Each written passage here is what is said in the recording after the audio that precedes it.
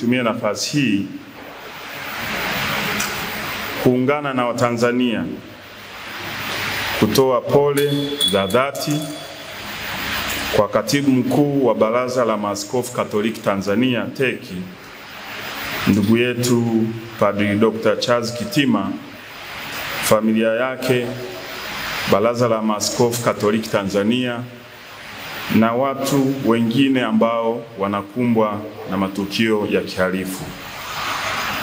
Kwa niaba yangu binafsi, kwa niaba ya Wizara ya Mambo ya Ndani ya Nchi na vyombo vyake vya usalama, tunalaani vikali shambulio hilo la kinyama dhidi ya kiongozi wa dini, kwani tunatambua na kuthamini mchango mkubwa wa viongozi wa dini katika kudumisha amani, mshikamano wa kijamii na maadili ya taifa letu.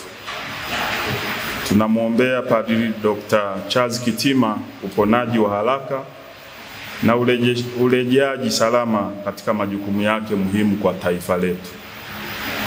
Kama wote tunavyofahamu, wizara yetu ndiyo yenye jukumu la kusimamia usalama wa raia na mali zao, na kazi hii hufanywa na vyombo vya usalama ili kuhakikisha nchi yetu inaendelea kuwa katika hali ya amani, utulivu na usalama. Nichukue nafasi hii kukemea vitendo vyote ambavyo vinaonyesha ishara yoyote ile ya kutaka kuingiza taifa letu katika vurugu. Hili kamwe halikubaliki, halivumiliki, na tutachukua hatua kali sana za kisheria. Kumekuwepo na waraka feki leo mchana uliosambazwa kwenye mitandao ya kijamii ukidaiwa ni waraka wa Baraza la Maaskofu Tanzania.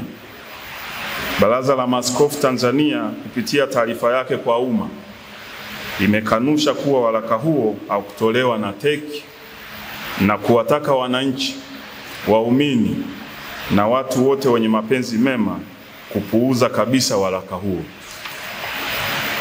Wizara ya Mambo ya Ndani ya Nchi inakemea vikali na kulaani tukio hili lililofanywa na watu waovu na wenye nia ovu ya kuchonganisha kanisa na serikali.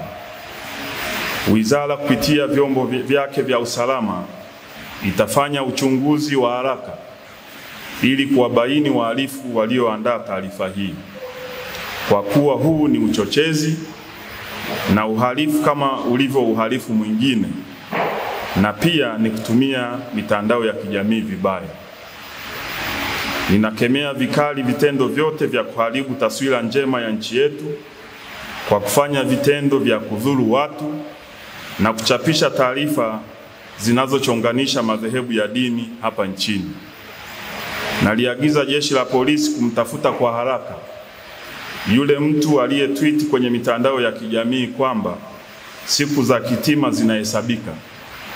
Mtu huyu atafutwe haraka, ahojiwe ametumwa na nani, na hatua kali za kisheria zichukuliwe dhidi yake haraka iwezekanavyo, kwa kuwa watu wote watakaobainika kuhusika katika tukio hili wataingia kwenye mikono ya sheria.